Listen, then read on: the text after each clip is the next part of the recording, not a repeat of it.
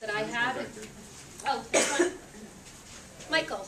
I'm interested in lessons that you may have learned at Trinity after the McCall donations and the Dixon donations. Is there any, I mean, parent sustainability, were there any other lessons, experiences that you learned?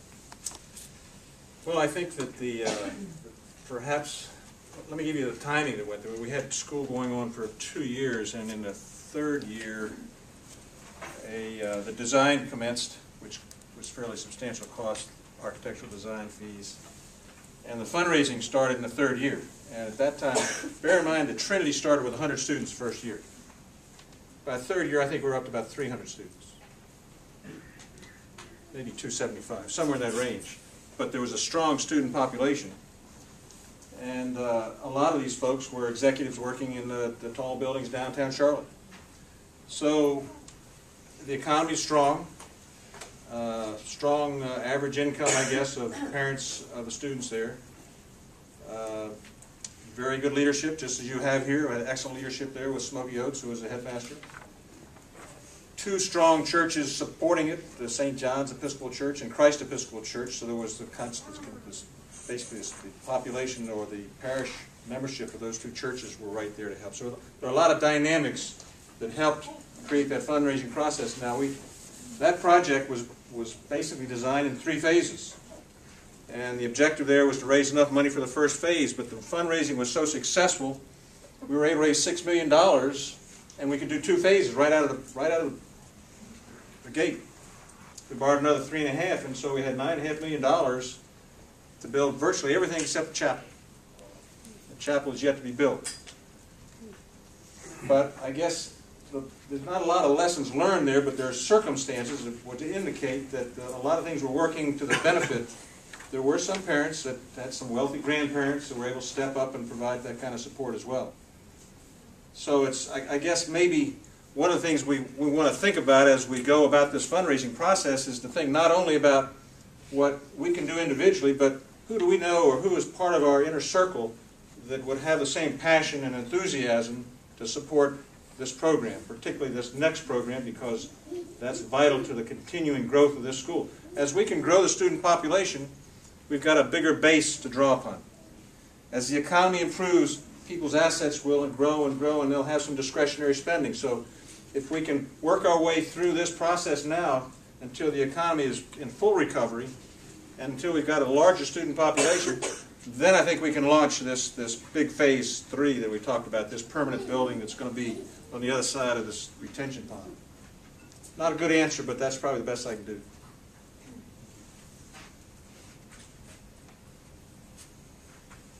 Who else would like to ask a question? I know that you're talking about, bigger business, bigger donations, but what about starting small too? I mean, what about just here in the Steel Creek area, going to private business owners and asking for donations? I mean, have you done that yet, or Bruce, can you speak to that? About, or? Yeah, no, that's a great idea, and we have had that suggestion before. I think we'll probably have more success with something like that with the land, and in the future with the building, because it's a more permanent structure. It's a little bit difficult going out to a business or something to try to raise money for a learning villa that is not a permanent structure.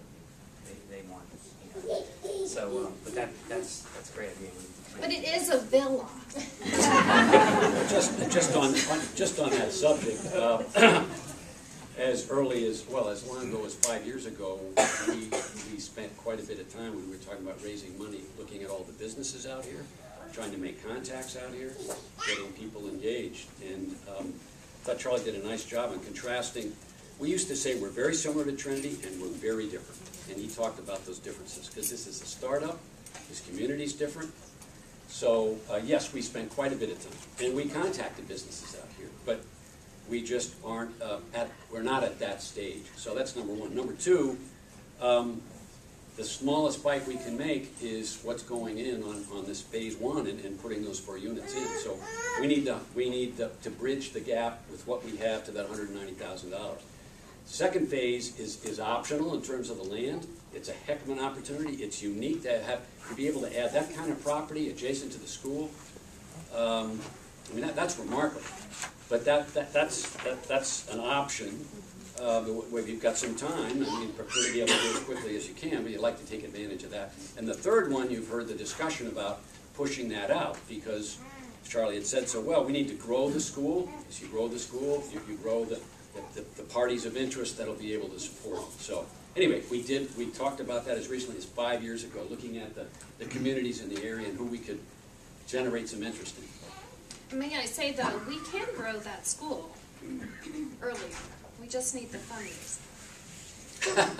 Just throwing that out there to everyone. We can have that. Jen? Just a two-part question. Number one, about the immediate need. Would it be tax deductible? And what about company matches? Would that apply to something like this? Yes and yes. Yes. Let me mention one thing on company matching. And anytime you can do that, that is wonderful.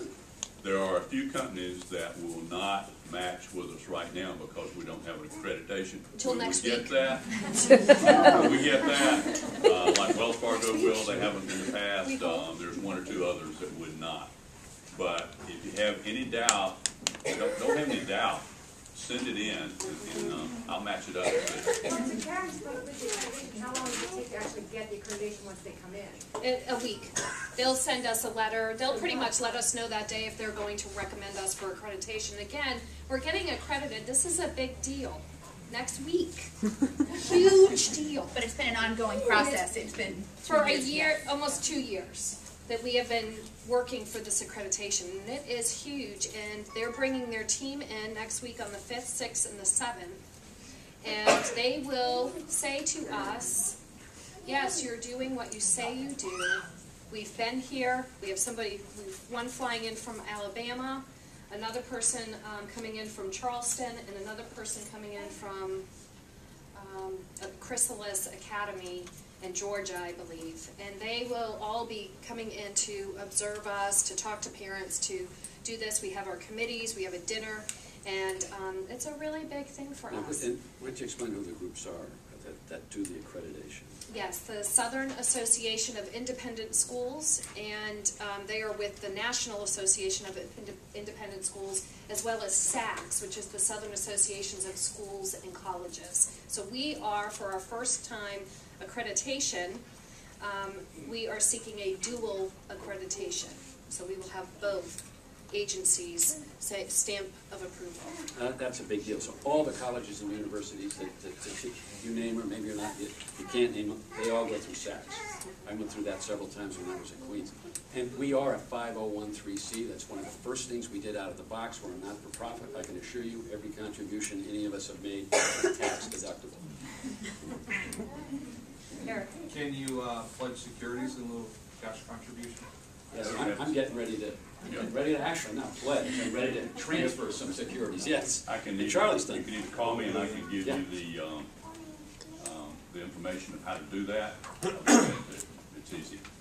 It's a great way to do it. Allison?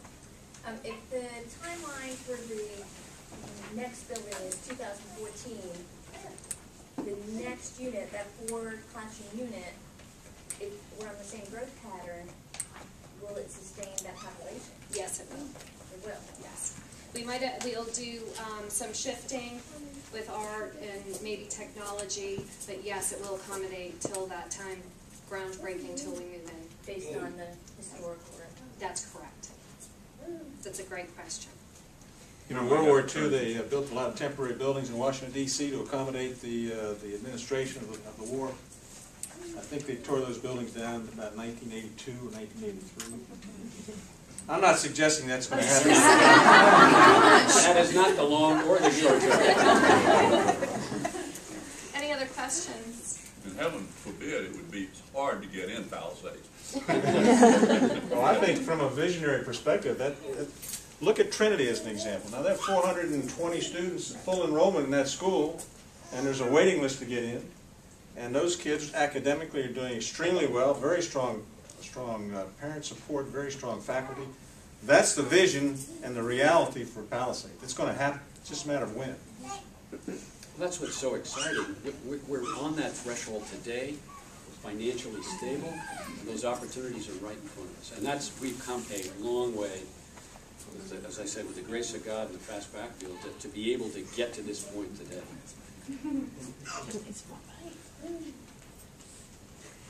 So as phase 2 land option comes to light, would that change any thinking about how the permanent facility would get designed? I think the master plan we have now would still stay intact. I think what that allows us to do is to create athletic fields, to have a broader athletic program. And frankly, I think that land acquisition is another blessing for us, because at what, $10,000 an acre? Yes. I mean, Or lower. Still or lower, depending on how successful Karen is in making her case. That land probably, in a reasonable market, has a value of something in the range of, what, $30,000 an acre, Jim, did you say probably?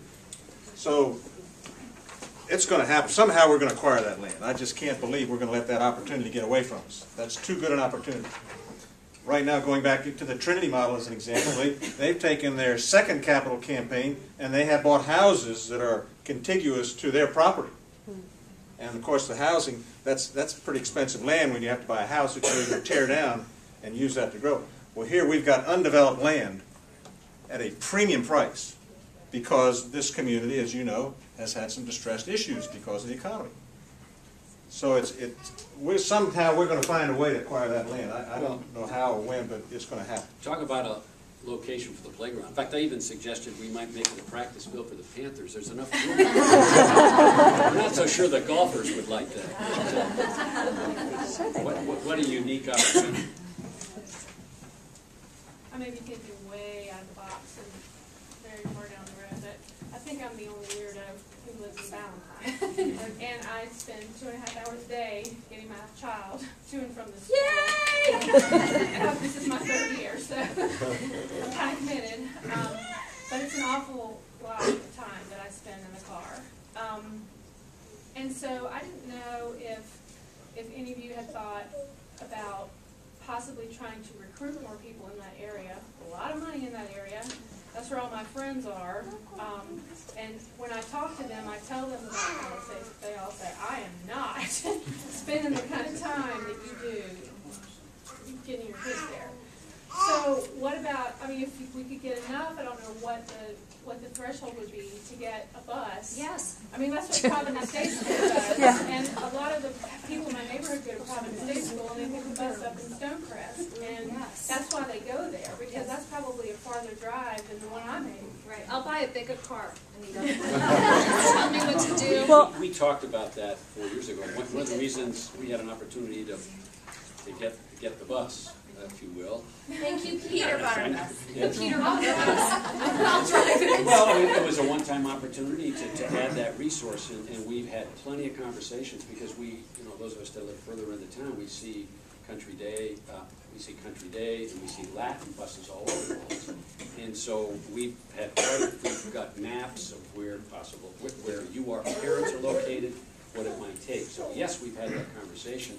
That is one of the areas of focus is to try to recruit. We just need to get enough critical mass to make it practical. Anita, you need to recruit one other family so you can get into a carpooling situation. I don't really know anybody there. In terms of money, I don't really know. Well, you might talk about what do we do?